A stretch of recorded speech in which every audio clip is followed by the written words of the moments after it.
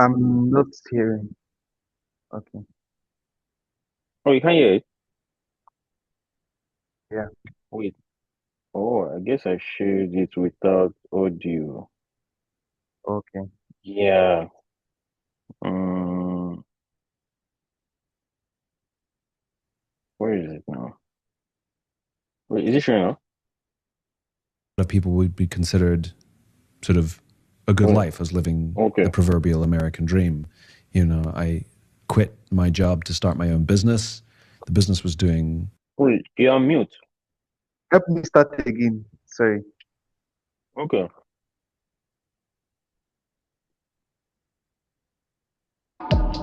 Immediately after this, leaving the house Simon, because I'm going to work.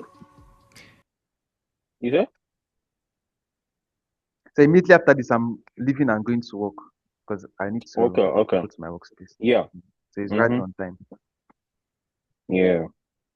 my introduction to you was Oh, even if we this don't book, finish it, Start With Why, we can and it just, hung on the walls of some I of can my always just offices like around the world for a point long another time. And then time. my employees would come in Okay. after reading the book and evangelize about it, and it would come up in meetings and in discussions and in creative brainstorms, etc., over and over and over again. So how does this work? Do we make comments in between or we wait to finish Yeah. everything Mm-hmm. and then take notes? No, in between. Okay, cool. So Yeah, in I between. can say I can say you should Yeah. stop there. I want to make a Mm-hmm. comment and you can say you want to make a comment. Okay, cool, cool, Yeah, I cool. can actually even just make your system so that you can pause. Let me see. I can make that work. So you can pause like if you want to say something. Okay. Uh,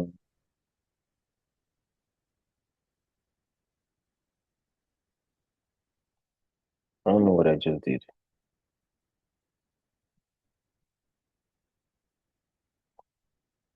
I think it's remote control, right? Um, I haven't tried it before, but yeah. Okay, yeah. I just did give you access. I gave you control. So I think you should be able to pause. The question I Yeah. wanted to ask you So you can was try there a point in pausing. your Try playing and see if it works. It, did it work? Yeah, I just posted. life where you'd Ah, felt okay, like okay. you Yeah, drifted yeah, so okay. far from your why that you realized the importance of it for the first time? well, the simple answer is yes. It was that drifting that set me on the path to find it in the first place, to even articulate that idea. I had what a lot of people would be considered sort of a good life. I was living the proverbial American dream. I quit my job to start my own business. The business was doing okay, made an okay living, had great clients, did good work, and yet I'd lost my passion for that and didn't want to wake up and go to work anymore, which was embarrassing because superficially everything was just fine. I was pretending that I was happier, more in control, and more successful than I was or felt, which is quite frankly pretty draining and pretty dark. And it wasn't until a very, very close friend of mine came to me and said, something's wrong. She was the first one to notice something. And I came clean and I sort of let it all out. And it was that catharsis that sort of lifted this heavy weight off my shoulders. I was no longer alone. It was no longer a secret. And all of the energy that was previously going into lying, hiding, and faking now went into finding a solution. There Mm, was a confluence of events. It's not, all of these histories are perfectly neat and clean, and that's not really how it is or was. But to compress it and oversimplify it, I made this discovery based on the biology of human decision making that every single one of us knows what we do. Some of us know how we do it, but very, very few of us can clearly articulate why we do what we do. And I realized that was what I was mm, missing. So to answer your question, yes, 100%. The realization of the why was my loss of it. And I realized I knew what I did and I was good at it. I knew how I was different or special or stood out from the crowd. And that was my differentiating value proposition. And I was articulate about it. But I couldn't tell you why I was waking out of bed every day to do it. and I would give some nonsense entrepreneur answer because I want to be my own boss. And we're like, yeah, sure, but that's not a reason to get out of bed every day. This got me thinking a lot about the guests that I have sit here and also my own story, where sometimes, Yeah, but I feel like it can also be someone's reason, right? Right? Like someone's why of why they do what they do, because it's kind of Some valid. Like I point, mean, mm-hmm, and kind it of can valid. always Like, change. mm-hmm, yeah, Yeah. yeah, that's facts, yeah. Mm. I think people's why, or the thing that's been driving them, is in fact some kind of trauma or insecurity. I think because you sit here with people in there, whether it's Israel Adesanya, the UFC champion, who's the current maybe world's best UFC fighter. He was battered and bullied as a kid, being the only black kid in his school in New Zealand. And so it's no coincidence that he strived to be this fighter. And in fact, when he won the UFC title the next day, he was depressed and he went to therapy. That's made me question whether like our whys can sometimes be trauma or insecurity driven as opposed to being intentional and I don't know.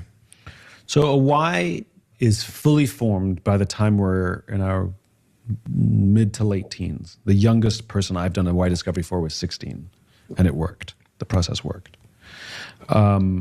And what I've learned from just doing hundreds of these over the years is that a why is always positive. It's always striving for something. So like we're not inspired against something. We're not inspired to stop something. We're inspired to build something or create something or advance something.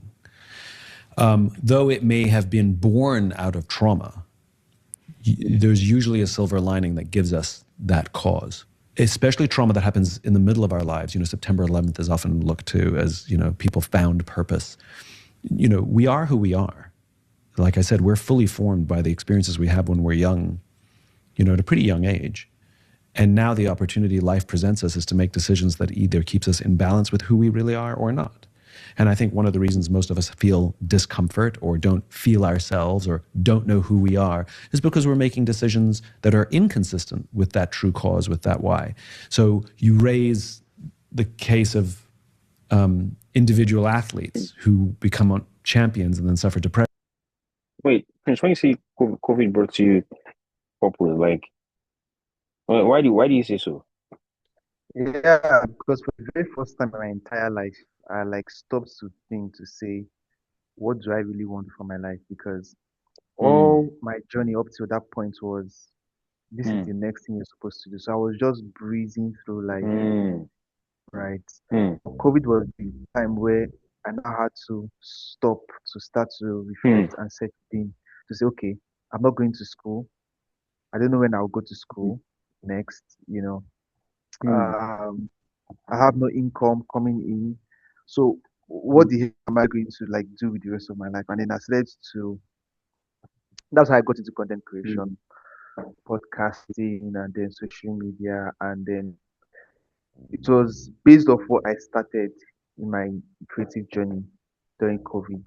That was how I broke out of the mode I'm supposed to live in where, okay, you're going through engineering school, blah blah blah blah blah. And now I finished school. mhm, And because I had built a creative portfolio for the past 2 years, I finished in mm, 2022. It was what I had done, the page I started, the community, um, community for creators I started, the video I shot for a brand, um, my work in the media team in church, and so on and so forth. I put everything together and landed my first role after school, which was a marketing internship. So mm, that was how I broke out. And immediately after COVID, I got back into school because I was in my fourth year. A part of me knew that I was not going to come out to do what I studied. I already settled it in my heart that look, I need to find a way to build a career path out of this. And yeah, after school, NYC, I joined the media and marketing department of Patricia, and that was it. So mm. it was a blessing because I needed that break to Pause. even Mm. to at Mm. least for the very first time make a decision for myself. It was not what anybody made for me. So Man, that's deep, oh. Because I actually I've not thought about it in that regard as to how that period must have like that period that forced everybody to pause, like actually helped with redirection or giving clarity. Like, but now that you bring it up, I'm like, I wonder how that impacted me too. Because it definitely, for sure, I'm pretty sure like um it impacted some parts of my life, like that I like things that I do today for sure. Like it's I mean it's the reason why I even ventured into writing in the first place because I was like, okay, what else can I do or what can I be doing while everybody is on pause? And I was like, okay, let me just try this hobby out, you know. So yeah, I not actually not thought about that.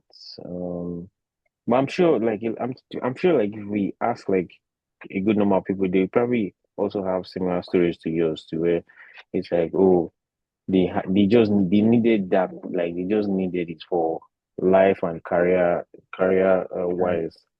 Mm-hmm. Samson is writing a whole book on it. Are you aware? Oh, really? Yeah, he has a book project coming up on how COVID started and how it was the birth of, many creators, himself and others Oh, and all that. Yeah, wow. Are you serious? That'd be interesting.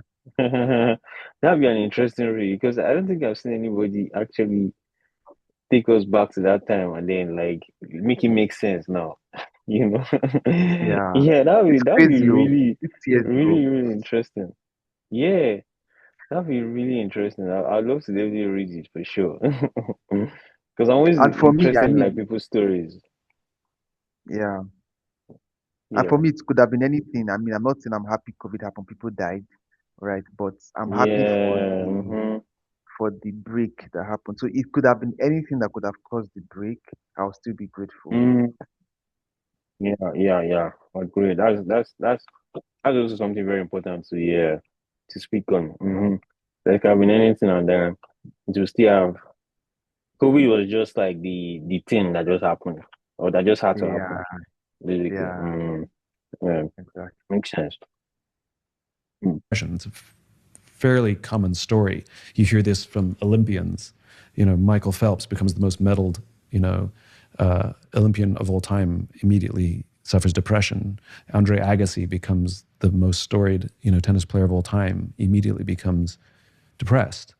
And what I've learned from talking to some of these Mm. particularly athletes, but I think it happens in the business world as well, which is from a very young age, they set themselves a goal that, in my words, would be a very selfish goal. I want to be the best at X, the best tennis player, the best golfer, the best whatever. And the way Olympians put it, which I get a kick out of, is I want to win the Olympics. I'm like, well, no one wins the Olympics. Like, you can be a winner in your sport, but that's an Mm. aside. But and their entire lives from pretty young ages, every decision they're making is to help them Mm. advance this finite goal. And all of their relationships are, can you help me achieve my goal? Right? And if you can no longer help me achieve my goal, I don't need you anymore as a coach or even a friend. And those huge sacrifices, missing of birthdays, missing of Christmases, missing of major life events, because I have to practice so I can achieve my goal. And when they get interviewed on the news, or at the Mm. Olympics or whatever, why do you do it? And they all say, well, I'm doing it to inspire the little kids, which is complete bullshit. If you look at all of their vision boards from when they were younger, of pictures of podiums and medals and money and Lamborghinis, not a single little child on there of the people you're doing it for. It's just a lucky strike extra. I mean, absolutely, you do inspire children, but that's not the reason you did it. You just got that, like I said, it's sort of it's a twofer. And then when they achieve or don't achieve this thing, and then can no longer compete for it, They've set their entire path in all their relationships on these finite selfish goals. And so when it's complete, they realize they don't really have a lot of friends around them. They don't really have a lot of close relationships. They don't really even have a sense of purpose because they've been spent the past 20 years or so with one purpose, which was this finite goal, which now has run out. And so they're very purposeless. And I see this in. The funny thing, as this guy is saying this thing, something I was thinking about just yesterday night is I was looking at how that I watch, because sometimes I'll just notice certain things that I'm doing and like ask myself, like, why am I even doing this thing for this long? So speaking of podcasts, right? I watch a lot of podcasts. Like the way people watch movies is the way I be like. I can't tell you how, like if once we jump off this call right now, is so like much that once you jump off this call, the chances that I've started another podcast after watching another podcast, very like the percentage is like 82%. So Wow. the times that people used to read, used to like do whatever other things that you do, hobbies, going out, whatever it is that you're doing. I'm actually watching, like binge watching, like because I'm just like I'm always wanting to know how this person is, how they think, who they are, you know. And I found that even people that when I've done that, like I found that even people that I didn't really like as much, when I listen to them speak on podcasts, like and I hear their stories, I'm like, now I understand this person. I feel like I feel like I feel like I know this person much better than how I thought I knew them, and Mm, but the point of what I'm saying is I was looking at myself, I was just asking myself like why did I watch so much podcast yesterday? And I was like, mm,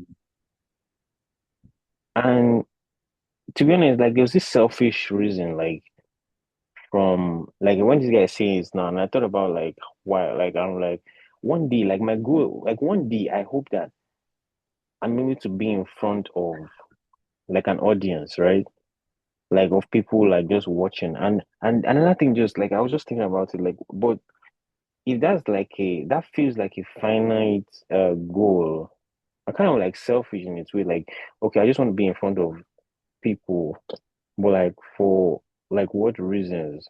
I mean, I have reasons why I want to be because I just want to actually like listen to people have conversation because I just love conversation. I like just listening to people a lot, like them sharing about things that they're, you know, um, things that they're working on, they're passionate about, things they care for, their background, their family, their ideas on parenting, their childhood, like just so many things about them. And I mean that would be one of the reasons. But like just looking at that, like how that is it enough to just want to be in front of like people where people are sitting and then I'm just sitting with somebody and maybe we are co-watching a podcast together and there's a big screen there and then there's an audience to watching with us and we're pausing in between having conversation, you even though like they can be like a selfish reason, but they can also still be like a um what's it called? It can also still be like a legitimate reason that can be helpful to somebody else. In the sense that like so for example, this thing now, right, this co-watching thing, I just feel like it's not just even from like me alone because I'm like genuinely just curious about the other person. I just want to listen and hear their stories, but also how that it can be very helpful in such a way that it can create like conversations between, that we originally would not have been able to even get to that point if we didn't have like the experience that we just had. And as you just said that final goal thing, like, I was thinking about it yesterday, like just watching um during watching one of those podcasts, I was like, guy, why do you even watch this man? I'm like, I just want to be in front of like this thing. But then there's also a part of me that actually really, really wants to have people just be together in communion. There's just that feeling of like I just want to see people together and then while I watch them, you know, have these exchanges between themselves because that for me is the greatest joy. But truly, truly also there's a part of me that also just genuinely wants to be in front of people. So like I feel like yeah, you could have a final goal, but you could also have like a more communal goal too, which I don't know if it qualifies as mm, infinite, but I don't know if that is infinite, but or if it's finite, but yeah, I still believe that it's possible to have like a selfish goal, but at the same time, you still have like something that is for the people, you Overarching. know. Yeah. Yeah.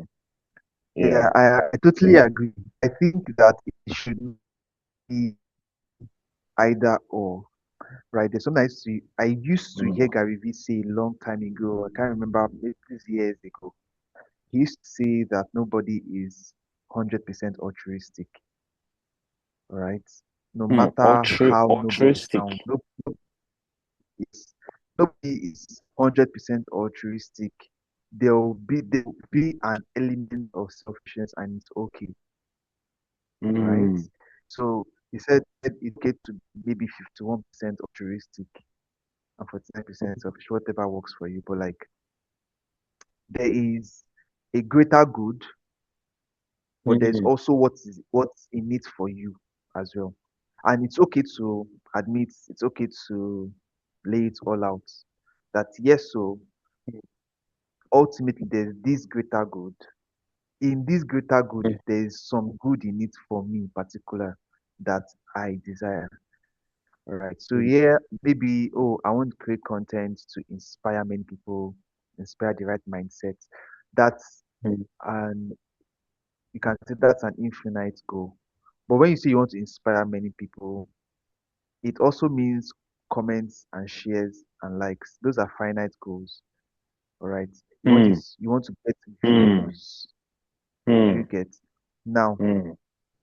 Yeah. So um yeah, I think that's you can want more views, but you also know that yes, so views are good, but I'm keeping something in mind that keeps me grounded, whether views come or views don't come. All right, which is I'm here to inspire people. Right. So I can Mhm. it's just a healthy balance. I can always have that okay, look, I need to improve my content, the quality, so that more people can like it, it can reach more people. By the end of the day, the reason I'm doing this is this, right? So I think I like the way you laid it out, right? I like to see an infinite goal as the ultimate destination, and then the finite goals are Mhm. like bust off the way there. Mm. Yeah, true. Yeah. I like that. I prefer that explanation actually. Like finite is bus Yeah. stops. Um the destination is the infinite one. Yeah, that makes Yeah. sense. Even Yeah. if you never get to the destination, right? As Simon Mm. Sinek usually states, like the infinite goal has to be bigger than you, and all that. Mm. Yeah. So, which is sorry, I need to say something here because now that I just said this, because I was working on an article, a LinkedIn article, I've not yet published it, but all of a sudden, like within the past 2 weeks, this Mhm. Dangote City Find Money, this Burna Boy song has just been playing in my head.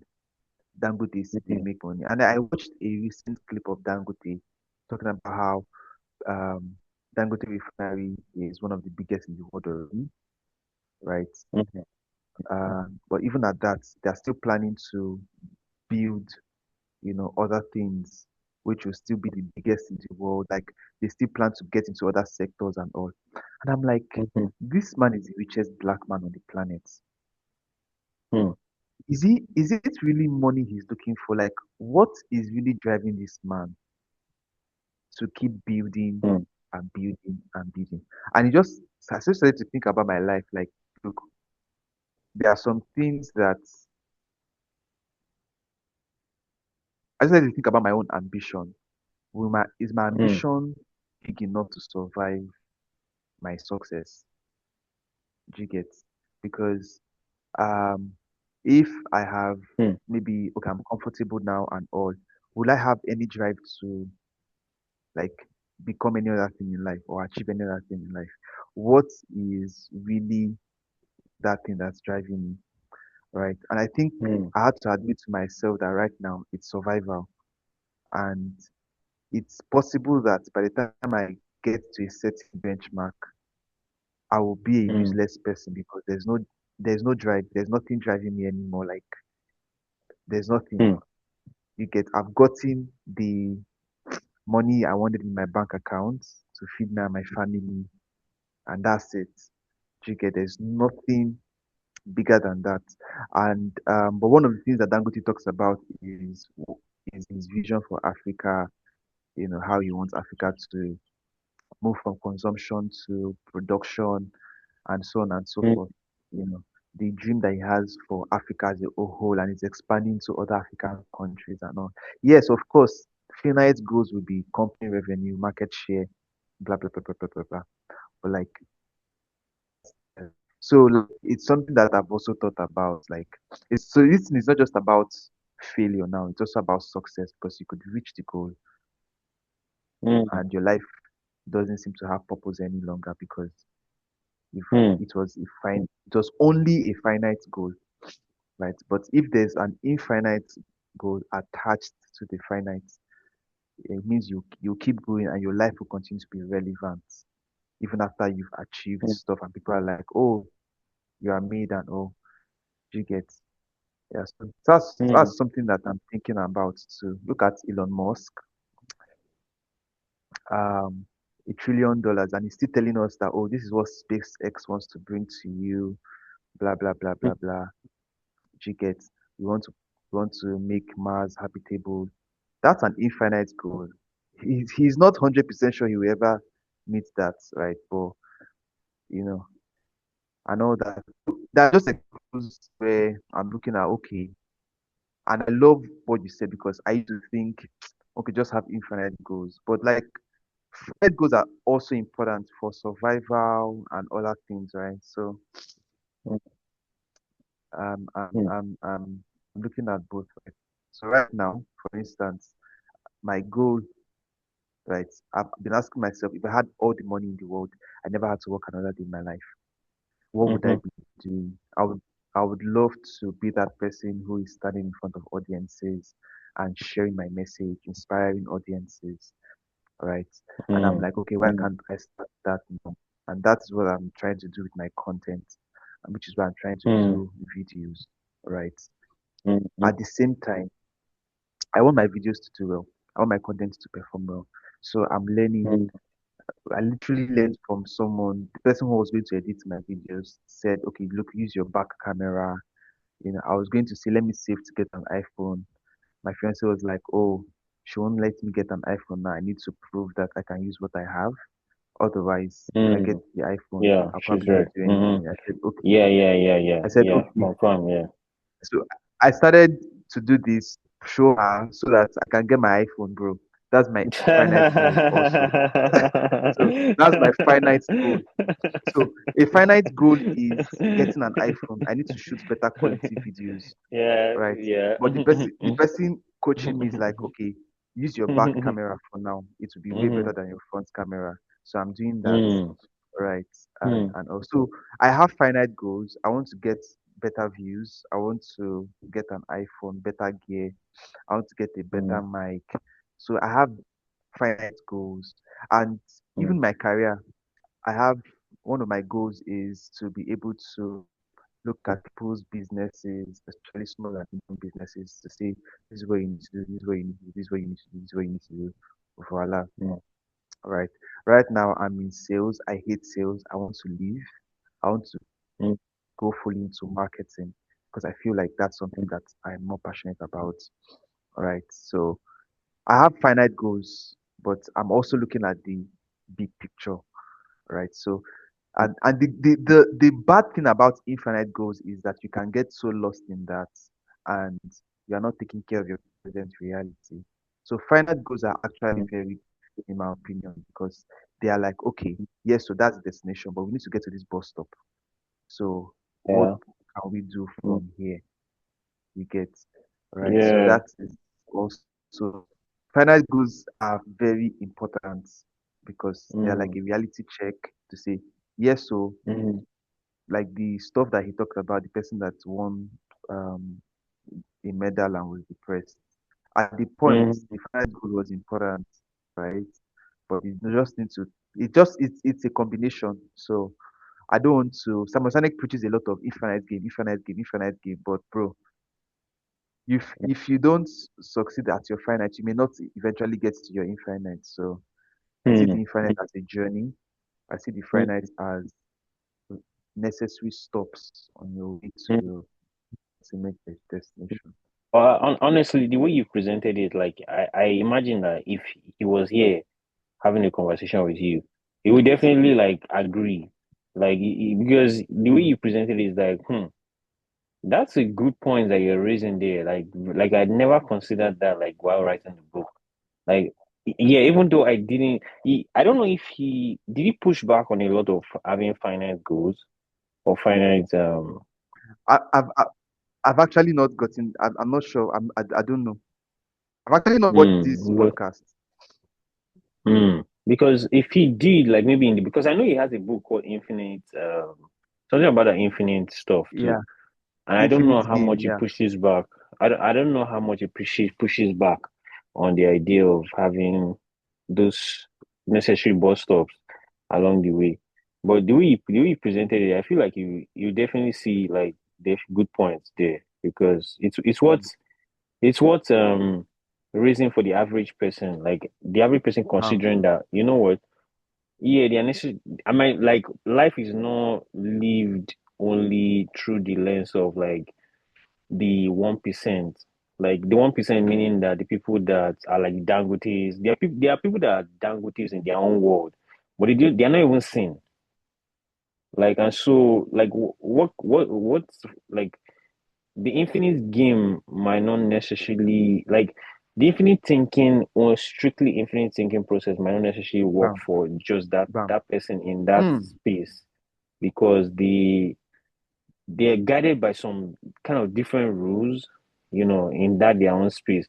So Different. it's kind of like yeah, I see like what like you're saying because um Mm. yeah, it makes sense. When I think about even my own like when I bring it home to myself, I'm like, okay, um I would love to have like a community, like I mentioned, like a community where people are, interacting, there's interaction going on, and I'm just sitting and I'm just hold space for that interaction to happen while I just exit, like, right? Mm. And I'm like, yeah, as much as I want to be in front of in front of people, I also want people to be in front of people, so Mm. it's, and for me, it's like, it's okay for me to want to be in front of the TV. It's also okay for me to also equally want, to achieve a goal where people are, there's interaction, they are getting to know one another. There's just cohabiting and learning from each other's, backgrounds, having conversations that they would usually not have with like, their people. But because of the space has been created, now they cannot have those kind of conversations. And it makes for better relationships, better friendships and stuff. So yeah, but I also like noted how that see when you mentioned that you want to be like you want to inspire people and stuff, like I feel like that's why you are like you want to switch into marketing because I think marketing kind of gives you that um kind of empowers you to in that direction in like because marketing there's a bit of marketing where you're inspiring people to like buy into a particular product or a service, like you're trying to convince I get. them using Mm. different forms of like maybe it's words, images, writing, different ways of trying to convince people. So I feel like that also might also be why you're pushing for, that marketing direction. And it makes sense. Mm. It makes sense, to be honest. Yeah, Thank you. it does. Yeah. We don't do But small podcasts now. In political forms who said their yeah, I'm telling whole life to be on the West End or be on Broadway. Every class, every tap dancing class, every singing class, they make it, they get there, and then depression or at least malaise. Or senior executive, same thing. If I you. just make $1 million, if I just become a millionaire, then I'll feel. And the problem with all of those things is, as I said before, they are selfish. It is your goal for your reasons, which is not fulfilling for any social animal, for any human being. Our sense of joy and fulfillment and love and purpose comes from our ability to serve another human being. Have a child, tell me how your life changes. Fall in love, tell me how your life changes. Think about all the stupid things, irrational things we've done for love. We get on planes and travel around the world just to say, I love you. We do ridiculous things, and it all feels worth it. And the sacrifices we make for a child all feel worth it, but these are no longer for us, and these things will live on beyond our own lives. They are not finite, they are infinite. And there's nothing wrong with personal achievement, there's nothing wrong with setting goals, but it has to be in the context of something even bigger. In general, team sports don't suffer this because you had to do it together. It's usually individual athletes who suffer this more often. And so there's one of the athletes I would point to is a guy by the name of Curtis Martin. Curtis is a Hall of Fame NFL footballer. And he only started playing football basically to stay out of trouble. He did it as a favor to his mom, just so he wouldn't get into, he grew up in a really bad neighborhood in Philadelphia. And basically kept him out of trouble, and it turns out he was really good at it. And when he realized he was good at it, he realized that by being good at something, it will give him the power to actually give back later. And he made this realization, especially when he went to college on scholarship and then made it to the NFL. He realized the better he was at the sport, it wasn't about propelling his own career. It was about when he leaves this career, he has a platform that will be bigger than the platform he has now. And so he was driven and driven and driven, not so that he could be the best, not that so that he could make the most money. In fact, he made a lot less money than a lot of other players of his rank. Not that he could be rich or famous or any of these things. He did it so that he could build his platform so that he could give back later. So when he retired from the NFL, he wasn't lost. He wasn't searching. He knew exactly what the next step was, because being an elite athlete to the highest level possible was only step one. And to see one's life as a continuum rather than an event is much healthier. On that point of seeing one's life as a continuum, by the way, you completely, we call it atting someone where you describe their situation, but you completely atted me. You completely described my situation in terms of the place of mind I was in at 25 when I had that offer to buy my company. It was about me. It was about filling some void that I had in me from being like the only black kid in an all-white school, and thinking that I think success and accolades would fill that void in some ways. But on that point of a continuum as a way to live your life, the other moment in my life which I really struggled in terms of goal setting and motivation was when I was trying to get in shape. And in like 2017, I said to myself, I want to get a six-pack for summer. That's the goal I set myself. Really, what I was trying to find a way to stay fit forever, but I set myself this goal of getting a six-pack in summer. That was my thing. And then every single year, my motivation would only last for like 4 or 5 months. And I couldn't crack how people are continually motivated to work out. I've cracked it now. But what was wrong about that? Because I've heard you speak about arbitrary goals before. What is the flaw of creating arbitrary goals in our lives? And how do we create goals that are more based on that idea of a continuum? I'm not a huge fan of the term self-improvement, right? But I do like the idea of awareness, self-awareness. We all live with blind spots. We all live with missing gaps and pieces of information, which will, by the way, last for the rest of our lives. And there are some people who choose to live a life where living with those gaps is acceptable, and they never fill them in, and we would say that they remain stagnant. And arguably, either mentally or physically unhealthy, or getting unhealthier as they get older, For anyone who wants to be a better version of themselves, a more aware version of themselves, I seek out information. And that comes in all kinds of forms, right? It can be in a relationship. So for example, I went and took a listening class. Actually, I should preface with, I was dating someone and she accused me of being a bad listener. And I was like, you do know what I do for a living, right? Like, I'm a really good listener, so I don't know what you're talking about, And then I took this listening class.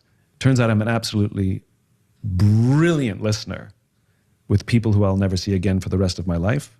But amongst my friends and family, appalling. Appalling. So I had this basic skill set that I never applied with the people closest to me and gave myself an out because, quote unquote, I knew how to listen. And so I realized I was a terrible listener. This was a blind spot. This was a gap. And having somebody love me tell me that didn't work. Didn't believe them until, you know, this objective outsider, or at least I just took this class and came to this realization. That was brilliant. That awareness of the blind spot and the awareness of the skills that I need to be a better brother, son, boyfriend, friend, you know, I had to learn how to hold space for someone and then practice. That's awareness. And I think our health is awareness. Unfortunately, some people wait for the breakup to learn that they're bad listeners. Some people wait for the heart attack to realize they're eating poorly. You know, that's awareness. You get awareness by getting a punch in the face. And I think it's a responsibility for every human being, should they want to have value in the lives of others, to seek awareness in how they show up in the world and how the world impacts them, their mental health, their physical health, their ability to maintain relationships and nurse relationships. And you hear me, you hear me say this over again. It's a sort of it's a repeating pattern, which is for those who want to show up better in the lives of others, which is I see being healthy as a service to others. I see being a better listener being a service to, I see everything in terms of service to others. There are benefits to you as well, of course.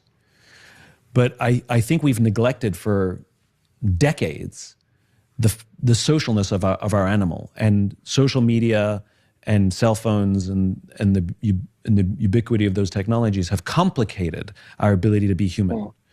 There are others who comment on this as well. Brené Brown talks about this, where we have a young generation that has mistaken vulnerability and broadcast, right? Where you sit in your room by yourself, put your phone on record, and make a video of yourself crying because of the loss of a relationship, and then posting that on Instagram or Snapchat or YouTube or TikTok or whatever your media of choice is, and the hashtag is just being vulnerable, right? And there's nothing vulnerable about that. You were by yourself, broadcasting to the world, live or videoed, it doesn't matter. Do that exact same thing with the person you hurt. That is way more difficult. Don't leave a voice memo saying, hey, I'm really sorry, just taking accountability. Call them or go visit them and look them in the eye and say that exact same sentence that you just left a voice memo for. That's vulnerability. That's really hard and requires practice, and we avoid it because it's difficult. We avoid it because it's uncomfortable. We choose broadcast not because it's better, it's because it's easier, and then mistake the two. And so the reason to learn to be vulnerable is not for ourselves. You know, I was listening. There's this particular, actually, I'll say I've lost some types of connections because I couldn't express to them that, like, it's not like I don't care about like our, you know, conversations or like you as a person, but like the constant phone calls Okay. is just, I don't know. And this I've lost like in the last 2 years, I've probably said two potential like friendships that like people that could have become like really good, like, you know, we have had something good going on, but the constant phone calls thing just really ruined it. And I couldn't express to them that, yo, if you have something to tell me, like if you have something to tell me, you can use a voice note. I had to recently just like tell one of the guys recently because I'm afraid I'm going to lose this guy if I don't tell him. Yeah. So I sent him a message recently. I didn't call him to tell him. I sent a message to him. I was like, guy, and even that message, I was scared because I was like, I hope this message doesn't come off like aggressive because that's not my intention. Even though I was really like, it has already got into my neck. I'm like, guy, I'm actually like the way I sent it, I was like, although the tone, I'm pretty sure the tone, I tried as much not to make it sound anything, but I just hope that it didn't come off aggressive. I was like, guy, if like because of how my schedule is, I work two jobs. Like so Bro. sometimes when you're calling me, it's kind of like you're putting me under pressure, like I'm making putting me in a bad place, honestly. Making me feel guilty of not picking your calls. And that's not what like that's not the kind of this thing I want this friendship or this relationship to be because Mm, you don't know where I am part time. So the bam. constant everyday calling might not work. If you want to tell Mm, me something, I know yeah, we have like beautiful conversations. Drop me. In fact, I appreciate the voice note more than you constantly calling me. Like if we can have like voice note conversations, like in the message I told you guys like you, like I because I work two jobs, it's very hard for you to know exactly what my schedule is like. And the best way to reach me if you want to reach me fast is send you a message. And he's not to be honest with him, he has never been a text person. To be fair to Kai. the guy, he just has like I can send this guy a message on iMessage. He might not even respond to it. Safe. That's just how bad it is. So I can't really blame him at the same time. But it's like at the same time, for me too is it's kind of like how do I now tell the person like because I've told him, but he's still doing it. Like he's still constantly calling. Like every time he's calling, it's like I can call him. We can speak in the morning. By the evening, he's calling me again. I'm like, bro, like, how do I want to tell this? How do I want to make it make sense to this guy? Do you understand? Because at the end of the day, we'll end up, you know, getting to a point where it's like I'm not picking his calls again, and it'll be like, what happened? You just went, just ghosted on this person. And to be honest, that's what I honestly, that's what I did to the first two that I lost. Right? Because at some point I was just like, in fact, I'm never picking their calls again. Like because I'm had enough.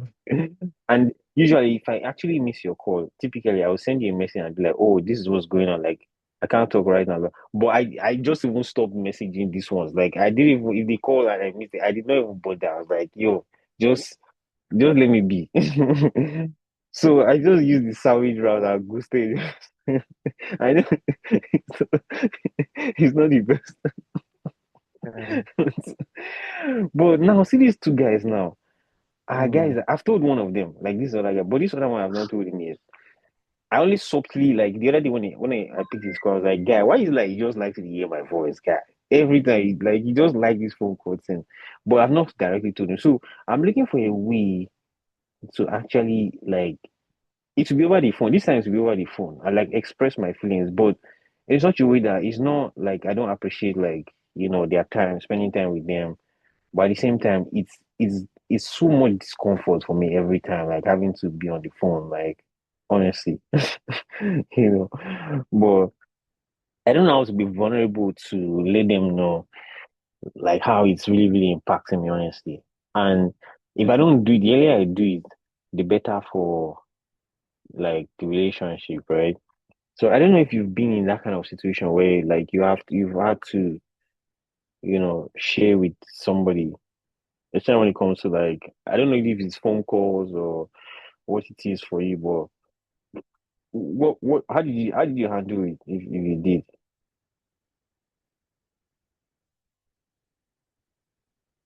To be honest, one thing that I felt like is being a good communicator. You said? But the Wait, I didn't hear you. Hello? one thing Mm-hmm. I I think I want to pride myself in is being but can you hear me now? Yeah, I can hear you slowly now. Okay. So Mm-hmm. I was saying that one thing that I can say I pride myself in that I am a sort of communicator, right? But then sort of communication means that us to be smart enough to catch it. And by smart, I'm saying it's an objective, not no shades, right? Um, I'll give you a very practical example. So I have this church member who like wanted to target very, very close to me. She's a married woman with kids, right, and all mm, that. So, sharing, be vulnerable with me about what's going on with her, the family, and all, and just I was not just comfortable anymore with the way she would always reach out, and so I would start like keep her chats, like not open her chats, and just like you get. mm, And I know she got it because it has practically reduced, right? mm, Uh, that's practically reduced.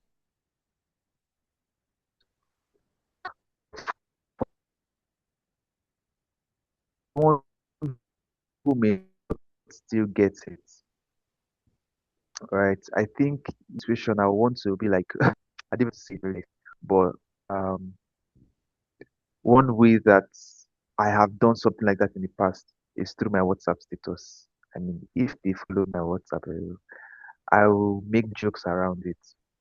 That this, mm. I don't know if you've seen those memes about how except the world is falling apart, you can call me and then I'll pick or something. And those kind of things. For instance, there's this guy who even looked me for my introduction, but he's always saying our wife. And that thing used to, I don't know, maybe there's something in me that is too overprotective, but it used to enter my chest. Like you have babe now, you have your fiance. Why are you why I don't come to you to say our wife. I don't do that.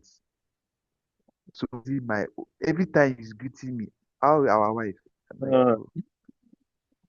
And he's so I had to just those the day I saw Salem's content about the same our wife. I'm like, somebody gets it. I'm not overreacting. I posted it. mm. He has not told me that thing again. Like, and I will be Yeah. this one I used to tell him, Ah, but he okay, but okay. he keeps taking it as a joke. Okay, yeah. He Okay. doesn't mean anything to. I keep telling him that Oga, you get, but I had to. So you just have to find a way. Because Mm, I mean I fully get you. And mm, maybe you want to send a voice note to say, bro, like what you just told me. I work two jobs and I'm not always able to, pick your call, even return the call. All right. And mm, the reason I'm telling you this is because I value our relationship and I don't want to. For instance, let me tell you something. I'll tell you this.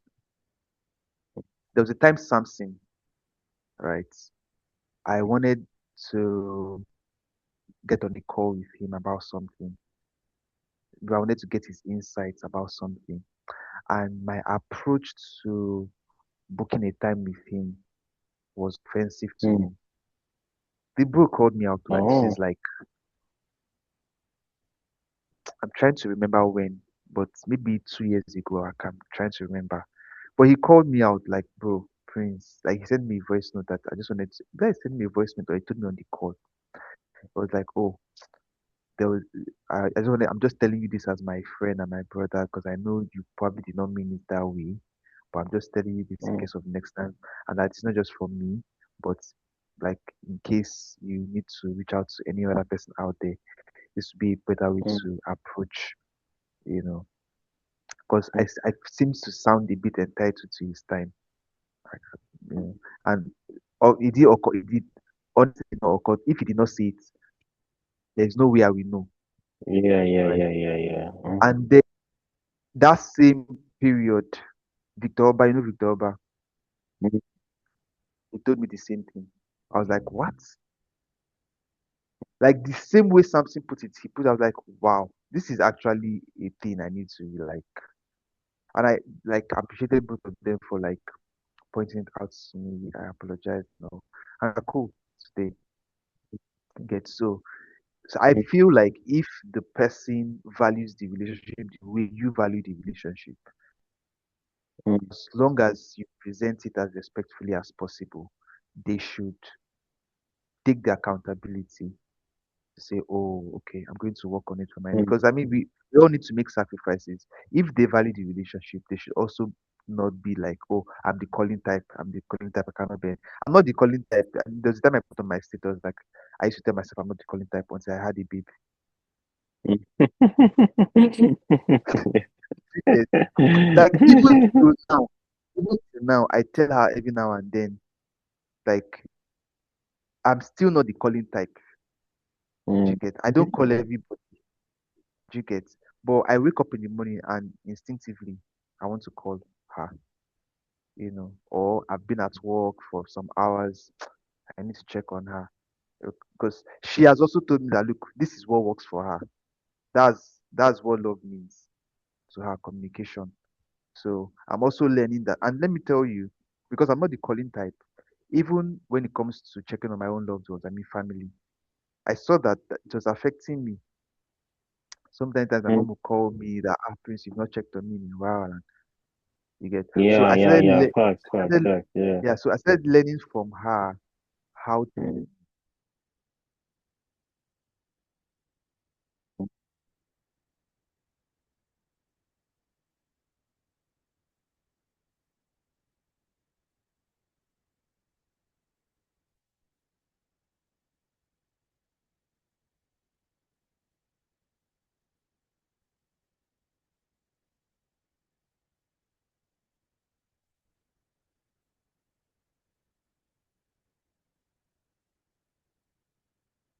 Oh,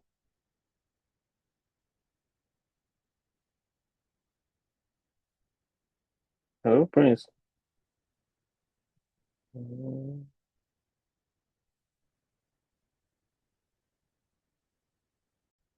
Let's see. Others. And I talk about this all the time, which we've confused these things. And once again, going back to what we were talking about before, we've weirdly taken these very pro social activities and made them selfish. Like, go us. My biggest pet, I'll give you my biggest pet peeve, and I've talked about this one before, but it drives me nuts. I was in this meeting once, and there was a woman next to me who was this big timey yoga instructor, apparently. And the entire meeting was a big group of us. She was on her phone under the desk, under the table. And I sort of sneaked over a look, and it's not like she was like there was a family member in hospital and she wanted to just, stay in touch. She was on social media, I could see, right? And at one point the conversation at the table turned to being present. And she popped up her head and said, "That's why I love yoga, because it helps me be present." Of which I'm thinking, you're an idiot, you know? And I started to realize we've confused things here, which is we don't get to decide when we're present. We get to practice being present. But you actually are not present until someone else says you are. You know, you Hmm. don't get to sit with a friend and be like, I feel present, if they don't feel it. That's like me saying I'm a great Hmm. listener, except I'm not, right? I Hmm. don't get to self-assign these accolades, especially when they're social. They can only be assigned by another. And so, for anyone who's ever practiced meditation, there are absolutely benefits to us, without a doubt. And those are important mental and physical health benefits of meditation and mindfulness, and we should practice those for sure. But there's also what I think is the primary reason, some would consider secondary reason, which is if you practice meditation, for example, you learn to focus on one thing, your mantra, a sound, whatever it is. You learn to, your breath, you learn to, you don't think of nothing, you think of one thing. You focus on one thing, right? And if something interrupts that thing, you have a thought.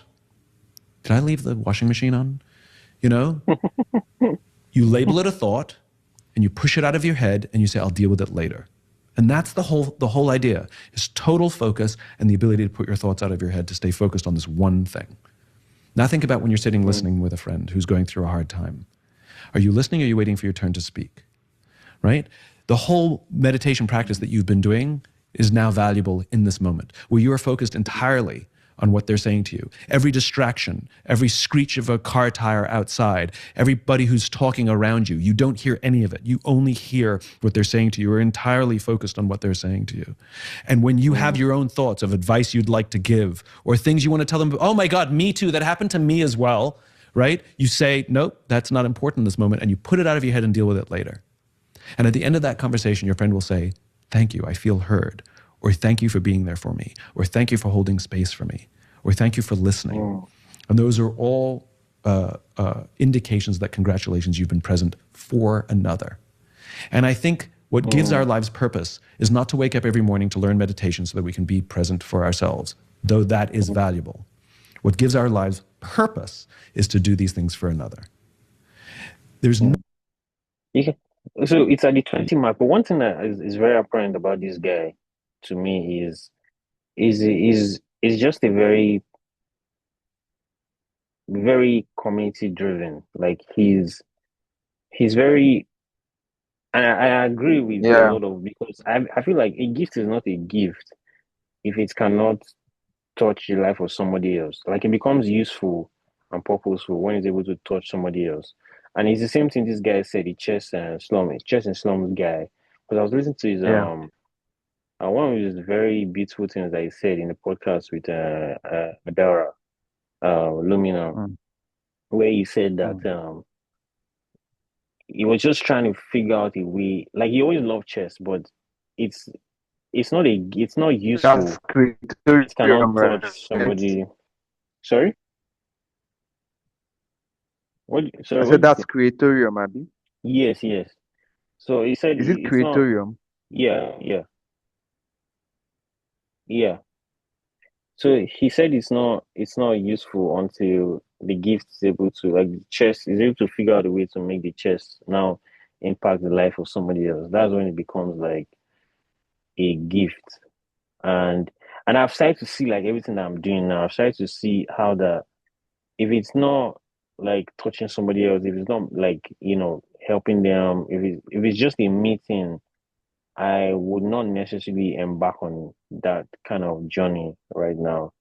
Like it has to be something that I know that, oh, it's going to touch somebody else. Somebody's going to say, oh, guy, as much as I'm enjoying it, they are also enjoying it. That kind of distance. So that's where I'm at too. And I love you. It always reflects in all his things I listen to him say. He's very people oriented. I like it. I like it. Hmm. Yeah. So it's at the 20-minute Mm. mark. Yeah. Yeah. So we I can love this definitely. I love this point and what you said, your gift isn't useful until you find a way to make it touch the lives of others. That's something I'm going to Mm-hmm. be thinking about a lot. And Mm, at the end of the day, for me, right, I think I'm at a stage in my life where I don't want to mm, be so knowledgeable and um, I don't want to be so knowledge biased mm, and let me use the word execution bankrupt, right? I'm mm, really, really big these days on how I can like apply these things on a very practical level mm, on a daily basis, mm. right? So like I really love what you're doing because you've always said you wanted to do this, and Yeah, you're not waiting to do it on a very grandeur platform. Like you are just starting out with yeah, what you can lay your hands on, right? So, and I believe that this is going to touch many people's lives, and it's possible that we now have more than one person, watching with you yeah, online before or offline, you yeah. know, because I mean, Selim did this with, I mean, as an example that relates to what you're doing. Selim did Mm, this on their first episode of Creatorium, and then I was like, gather people to watch the first episode of this podcast, in a hall, right? But like that's what I'm seeing you do. Before before I watched that, I've never heard anybody talk about a podcast watch party. I know of podcasters where podcasters come together on a stage and they talk, people listening. I mean, that's different. Trevor does it, you know, Sinek does it. So this person, you know, Eric Gugwa, I don't know if you know him, he's very popular on Instagram. oh yeah. You Mm-hmm. know, he does what this thing called Beyond Conversation. It's almost something like that, but I'm saying that there are already models to show that this thing works, right? mm, And people want to be in conversations that will change their lives, right? And so this is mm. not even you putting the whole weight on yourself to say, "Oh, come listen to me. I have wise words to share." This is you saying, No, "Let's listen in together. need to Let's together. grow Yeah. together." Mm-hmm. You know, Mm-hmm. so I love this is going to build communities, and this is going to Mm-hmm. inspire people's mindsets. And I think those are the two major Mm-hmm. takes from. And I also love, as the final notes, the fact that you called it a podcast watch party, because there's this dichotomy on the internet where we have the serious people and we have the people who are just here for entertainment, right? Mm-hmm. But this is mindset shifting, and it's life transforming, and then you're calling it a watch party. So I don't have to dread coming to watch with you. I'm coming to watch with my friends, and I'm taking something away. So it's both community and I'm gaining knowledge that will change my life. So I love the whole idea. Mm-hmm. Yeah, Well, I actually, love the like whole. you've given me, yeah, I appreciate that. Like because that is very useful feedback actually. Yep. Because I didn't even think about like some of the things you said before, but now I'm like, oh, that's I gotta put it into I got to think about that now. Like that's very useful, very useful for real. Yeah, Yeah.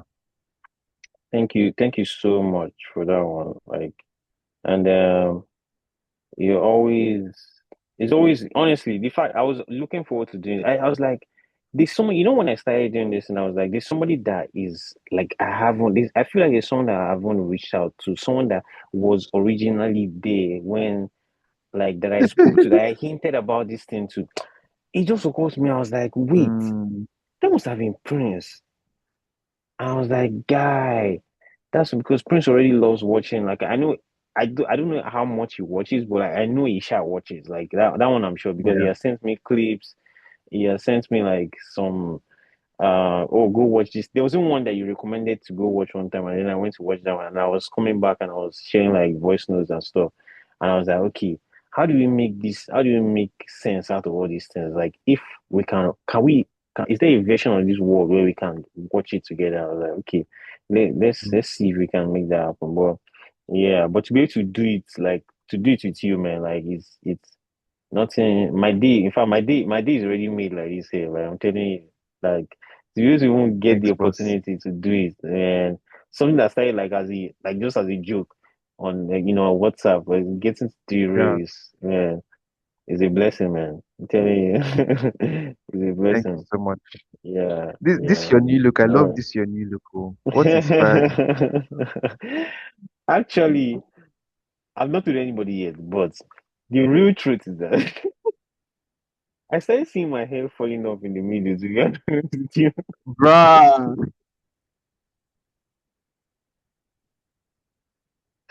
bro. Because If Ella you know the catch, funny thing? if Ella catch this information, it don't be for you. Omo, bro. The guy, I was like, oh my god, let me just. So, in fact, my brother actually asked me last year that, guy, why you want to cut here? Like, I was this very cool statement because I knew you will laugh, man. You will laugh, my, you will laugh. So, I didn't tell him, I just want to try a new look. When he Wow. eventually finds out, he's going to laugh his eyeballs out there. Because my brother was originally doing it. Like, my brother was already like cutting skin like years now. He has been doing that. So Mm, so and he had been warning me that he knew that I was going to join it very soon. He had been warning me. So now that I now do it now, it's just that I just want to try a new look, Jerry. I've not I didn't really tell him what, but just basically also embracing like instead of waiting till the hair starts to, I'm just like, yeah, let me just try it. Let me see what it looks like. And if I like it, okay, I'll just keep doing it. But also, I'm liking it. I'm like, okay, it looks like, and it was fitting because I did it right before I turned 32. So like it did before, actually, it did before. So I was like, okay, I'll just do this. And you know the weirdest part, what confirmed this for me was like I knew that this is what I'm supposed to be doing. Is the barber that actually cut my hair. My Christian name is Isaac, right? The guy that cut my hair. So while we're done, we're handshaking. We just gave a handshake. I was like, I've not cut my hair in years, like since I was a teenager, and this is the first time you get to be the first person to cut my. I was not like, oh, so what's your name? Guess what his name was? Abraham. Bruh, what's that? I was like, What's that? I was like, my name is Isaac, guy. I was like, okay. Wow. No, this is Wow, you wow, can't wow, write. You wow, can't wow. even make this up in any That's way. I'm telling crazy. you, you just cannot make it up. I'm telling you.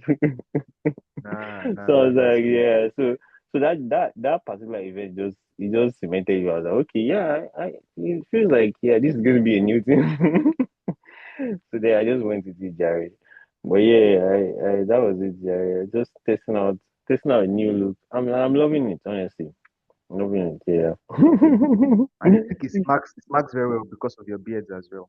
Yeah, yeah, yeah. So at least that's one I try to take care of now because that's the only hair on my head. So I just take it. Yeah. Yeah. But that's it, man. Thanks for the hangout, man. I appreciate.